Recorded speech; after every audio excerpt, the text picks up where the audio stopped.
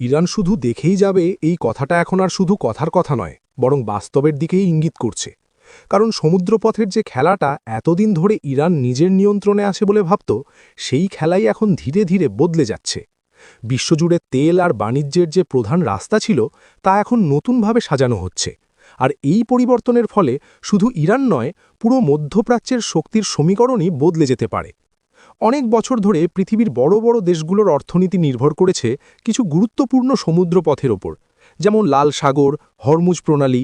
এই জায়গাগুলোকে বলা হয় চোখ পয়েন্ট, মানে এমন জায়গা যেখানে যদি কোনো সমস্যা হয় তাহলে পুরো বিশ্বের তেল সরবরাহ থমকে যেতে পারে। ইরান অনেক দিন ধরেই মনে করে আসছে হরমুজ প্রণালীর ওপর তার শক্তিশালী নিয়ন্ত্রণ আছে। তারা ভাবত চাইলে যে কোনো সময় এই পথ বন্ধ করে দিয়ে বিশ্বকে চাপে ফেলা সম্ভব। কিন্তু বাস্তবতা এখন বদলাতে শুরু করেছে। কারণ যখন কোনো একটি রাস্তা ঝুঁকিপূর্ণ হয়ে ওঠে, তখন মানুষ বা দেশগুলো বসে থাকে না, তারা নতুন পথ খুঁজে নেয়। আর ঠিক সেটাই এখন হচ্ছে। লাল সাগরে টানটান উত্তেজনা, ইয়েমেনের হুথি গোষ্ঠীর হামলা আর ইরান আমেরিকার বাড়তে থাকা দ্বন্দ্ব, সব মিলিয়ে এই পুরো এলাকা এখন অনেকটাই অনিরাপদ হয়ে উঠেছে। বড় বড় শিপিং কোম্পানিগুলো এখন আর এই ঝুঁকি নিতে চাইছে না। তারা এমন একটি পথ বেছে নিয়েছে যেটা নিরাপদ, যদিও একটু লম্বা। এই নতুন পথটি হল কেপ অফ গুড হোপ, বহু পুরনো এই সমুদ্রপথ, যেটা একসময় ইউরোপ থেকে ভারত আসার জন্য ব্যবহার করা হতো, আবার নতুন করে গুরুত্বপূর্ণ হয়ে উঠেছে। এখন অনেক তেলবাহী জাহাজ আর পণ্যবাহী জাহাজ এই পথ দিয়েই যাতায়াত করছে। এই পথের সবচেয়ে বড় সুবিধা হল এটা খোলা সমুদ্রের পথ। এখানে কোনো একটি দেশের দাদাগিরি চলে না, ফলে ইরান বা অন্য কোনো দেশের চাপ এখানে কাজ করে না। নিরাপত্তার দিক থেকে এটা অনেক বেশি নির্ভরযোগ্য। তবে এই পথ সহজ নয়। এই পথে গেলে জাহাজকে অনেক বেশি সময় নিতে হয়। আগে যেখানে সুয়েজ খাল দিয়ে কম সময়ে ইউরোপ থেকে এশিয়া যাওয়া যেত, এখন সেখানে কেপ অফ গুড হোপ ঘুরে যেতে 10 থেকে 14 দিন বেশি লাগছে। আর এই অতিরিক্ত সময় মানেই বাড়তি খরচ। জ্বালানি খরচ বাড়ছে, জাহাজের কর্মীদের খরচ বাড়ছে, বন্দরে চার্জ বাড়ছে। সব মিলিয়ে এই পথ অনেক বেশি ব্যয়বহুল। তবুও বিশ্ব এই পথ বেছে নিচ্ছে, কারণ নিরাপত্তা এখন সবচেয়ে বড় বিষয় হয়ে দাঁড়িয়েছে। হরমুজ প্রণালী দিয়ে একসময় বিশ্বের প্রায় 20 থেকে 30% তেল যাতায়াত করত। কিন্তু এখন সেখানে চলাচল অনেকটাই কমে গেছে। অনেক জাহাজ আর এই পথ ব্যবহার করতে চাইছে না। একই অবস্থা বাবাল মানদেব এলাকাতেও, যেখানে হামলার ভয় সব সময় থাকছে। এই পরিস্থিতিতে বিশ্ব বুঝে গেছে একটা বা দুটো রাস্তার ওপর নির্ভর করে থাকলে চলবে না, বিকল্প পথ তৈরি করতে হবে। আর সেই ভাবনা থেকেই বড় বড় দেশগুলো এখন নতুন পরিকল্পনা করছে। এখানেই আসে নতুন কৌশলের কথা। শুধু সমুদ্রপথ নয়, এখন স্থলপথেও তেল আর গ্যাস পরিবহনের নতুন রাস্তা তৈরি করার পরিকল্পনা চলছে। মধ্যপ্রাচ্যের কিছু দেশ এমন একটি পাইপলাইন তৈরি করার কথা ভাবছে, যেটা দিয়ে সরাসরি তেল অন্য দেশে পাঠানো যাবে, হরমুজ প্রণালী ব্যবহার না করেই। যদি এই পরিকল্পনা সফল হয়, তাহলে ইরানের সবচেয়ে বড় শক্তি দুর্বল হয়ে যাবে। কারণ তখন আর কেউ হরমুজের ওপর নির্ভর করবে না। তেল অন্য পথ দিয়ে সহজেই পৌঁছে যাবে ইউরোপ বা অন্য দেশে। তবে এই পরিকল্পনা বাস্তবায়ন করা খুব সহজ নয়। এর জন্য অনেক টাকা লাগবে, অনেক দেশের সহযোগিতা দরকার হবে। তাছাড়া এই ধরনের বড় প্রকল্প সবসময় ঝুঁকিপূর্ণও হয়। এই পুরো পরিস্থিতিতে ভারত একটি গুরুত্বপূর্ণ ভূমিকা নিচ্ছে। ভারত তার জ্বালানির জন্য অনেকটাই আমদানির ওপর নির্ভরশীল।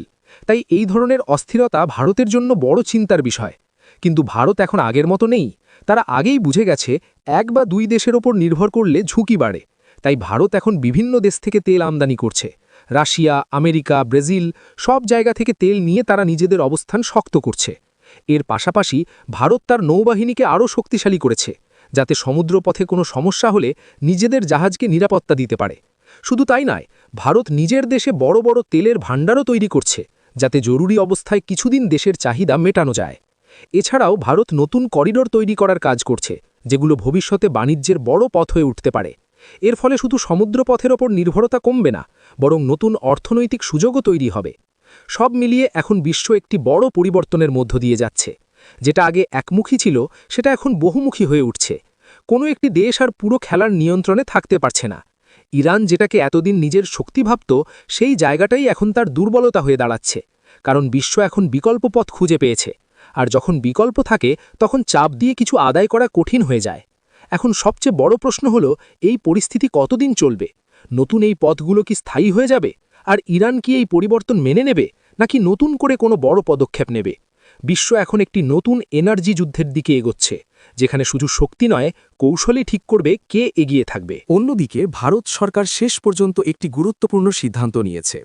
আমাদের দেশে যত তেল এবং গ্যাসের কূপ আছে সেটা শুধু দেশের ভূখণ্ডেই নয়, সমুদ্রের বিশেষ অর্থনৈতিক অঞ্চলেও রয়েছে। সরকার ঠিক করেছে এই সমস্ত তেল ও গ্যাসের কূপ থেকে তেল ও গ্যাস উত্তোলন করা হবে। শুধু নতুন খননেই নয়, গত কয়েক বছরে যতগুলো নতুন তেল ও গ্যাসের সংস্থান আবিষ্কৃত হয়েছে সেগুলোতেও কাজ শুরু করার পরিকল্পনা নেওয়া হয়েছে। অনেক কূপে ড্রিলিং ইতিমধ্যেই শুরু হয়েছে এবং নতুন কূপ খননের জন্য সরকারি টেন্ডারও প্রকাশ করা হয়েছে। এই আবিষ্কারের মধ্যে সবচেয়ে গুরুত্বপূর্ণ একটি কূপ খনন করেছে ওএনজিসি, যেখানে প্রায় কয়েক হাজার মেট্রিক টন তেল এবং গ্যাস পাওয়া গেছে। সেই স্থানটি হল অন্ধ্রপ্রদেশ।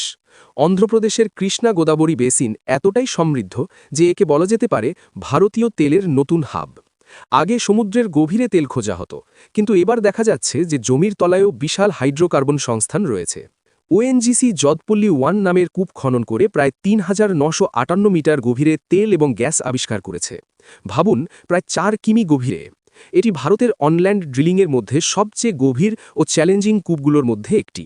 এখানে তেল এবং প্রাকৃতিক গ্যাস দুটোই পাওয়া গেছে এবং একাধিকবার পাওয়া গেছে। এই কূপ খননের আবিষ্কার সমুদ্রের তেল খননের তুলনায় অনেক লাভজনক। সমুদ্রের তেল উত্তোলন করতে কোটি কোটি ডলার খরচ হয়, কিন্তু জমিতে ড্রিলিং করলে খরচ মাত্র ৫০ থেকে ৬০%। পাইপলাইন বসানো সহজ, রিফাইনারিতে তেল পৌঁছে দেওয়াও সহজ, তাই উৎপাদনের খরচ কমে যায়। অনল্যান্ড আবিষ্কার হলে স্থানীয় এলাকায় রাস্তা, বিদ্যুৎ, স্কুল ও কর্মসংস্থানের সুযোগও দ্রুত বৃদ্ধি পায়। কৃষ্ণা গোদাবরী বেসিন এতটাই গুরুত্বপূর্ণ যে এটি ভারতের এনার্জি ব্যাকবোন হিসেবে পরিচিত। যেখানে সমুদ্রের গভীর তেল খননের ক্ষেত্রে রিলায়েন্সের আধিপত্য রয়েছে, সেখানে ওএনজিসি অনল্যান্ড এবং শ্যালো ওয়াটারে নতুন রেকর্ড গড়ে তুলেছে। যদপল্লী 1 থেকে বেরোনো গ্যাস খুবই বিশুদ্ধ, যা সরাসরি সিএনজি এবং পাওয়ার প্ল্যান্টে ব্যবহার করা যায়। গ্যাসের বিশুদ্ধতা নিয়ে কোনো সমস্যা নেই। বিশেষজ্ঞরাও একমত যে যদপল্লী থেকে আরও অনেক জায়গায় তেল এবং গ্যাস পাওয়া সম্ভব। এই আবিষ্কারের মাধ্যমে অন্ধ্রপ্রদেশের পাশাপাশি তেলেঙ্গানা এবং তামিলনাড়ুতে গ্যাস সরবরাহ করা যাবে পাইপলাইনের মাধ্যমে। কৃষকদের জন্য ইউরিয়ার উৎপাদন খরচ কমবে এবং সাধারণ মানুষও উপকৃত হবে।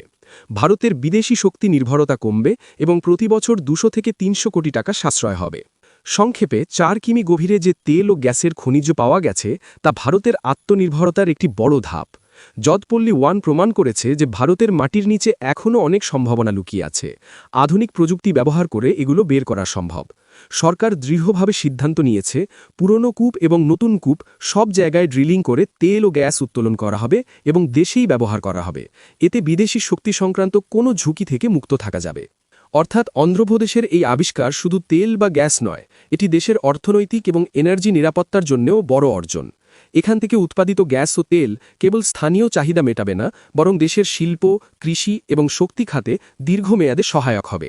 এটি ভারতের শক্তি ক্ষেত্রে আরও স্বাধীন এবং শক্তিশালী হওয়ার দিকে একটি গুরুত্বপূর্ণ পদক্ষেপ।